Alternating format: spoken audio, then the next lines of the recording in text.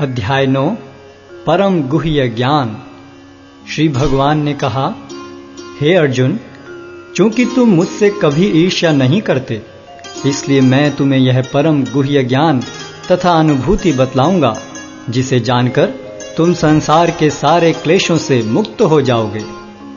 यह ज्ञान सब विद्याओं का राजा है, जो समस्त रहस्यों में सर्वाधिक गोपनीय है। यह परम शुद्ध है, और चूंकि यह आत्मा की प्रत्यक्ष अनुभूति कराने वाला है, अतः यह धर्म का सिद्धांत है। यह अविनाशी है और अत्यंत सुखपूर्वक संपन्न किया जाता है। हे परंतप, जो लोग भक्ति में श्रद्धा नहीं रखते, वे मुझे प्राप्त नहीं कर पाते। अतः वे इस भौतिक जगत में जन्म मृत्यु के मार्ग पर वापस आते रहते हैं। यह संपूर्ण जगत मेरे अव्यक्त रूप द्वारा व्याप्त है। समस्त जीव मुझ में हैं, किंतु मैं उनमें नहीं हूं। तथापि मेरे द्वारा उत्पन्न सारी वस्तुएं मुझ में स्थित नहीं रहती। जरा मेरे योग ऐश्वर्य को देखो।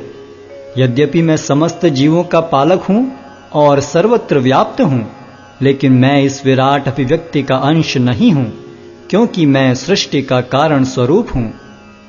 जिस प्रकार सर्वत्र प्रवहमान प्रबल वायु सदैव आकाश में स्थित रहती है, उसी प्रकार समस्त उत्पन्न प्राणियों को मुझ में स्थित जानो।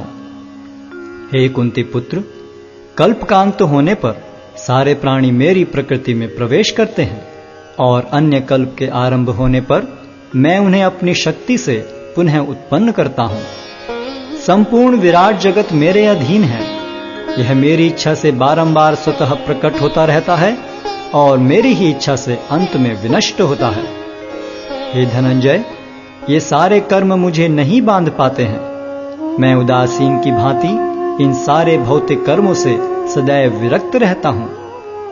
हे कुंती पुत्र, यह भौतिक प्रकृति मेरी शक्तियों में से एक है और मेरी अध्यक्षता में कार्य करती है, जिससे सारे चर तथा अचर प्राणी उत्पन्न होते हैं।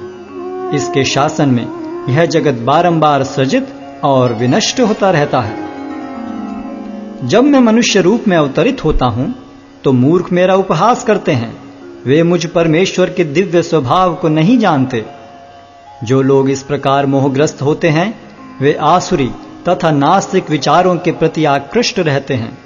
इस मोहग्रस्त अवस्था में उनकी मुक्ति आशा, उनके सकाम कर्म तथा ज्ञान का अनुशीलन सभी निष्फल हो जाते हैं।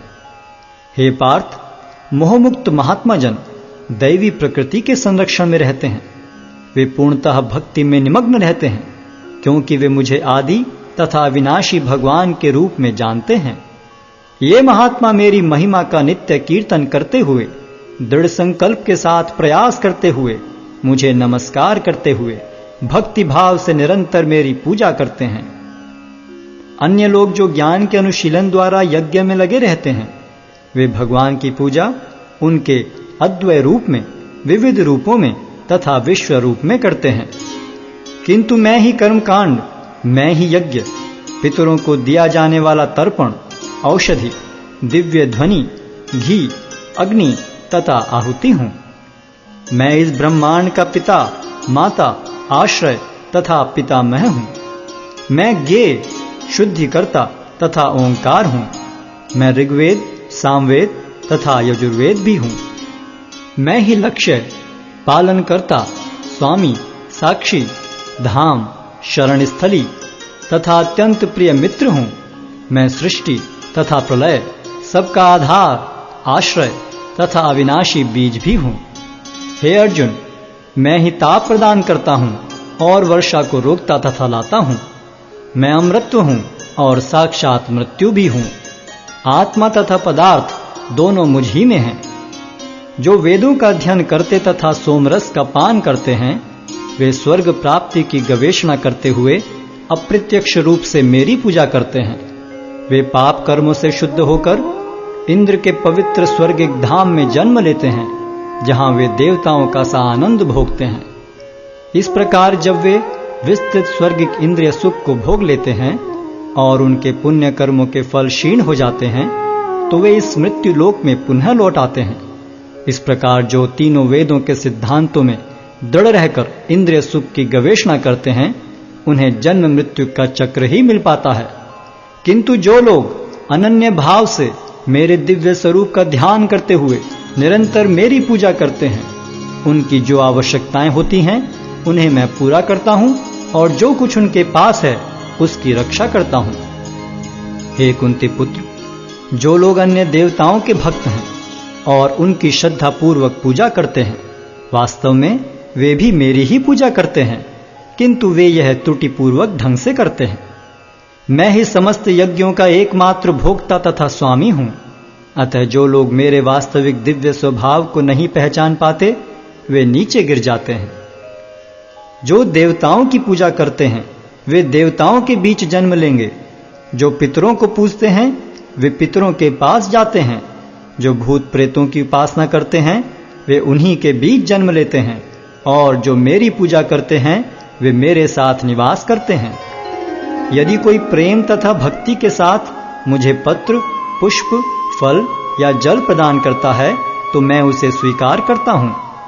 हे कुंती पुत्र, तुम जो कुछ करते हो, जो कुछ खाते हो, जो कुछ अर्पित करते हो या दान देते हो और जो भी तपस्या करते हो उसे मुझे अर्पित करते हुए करो।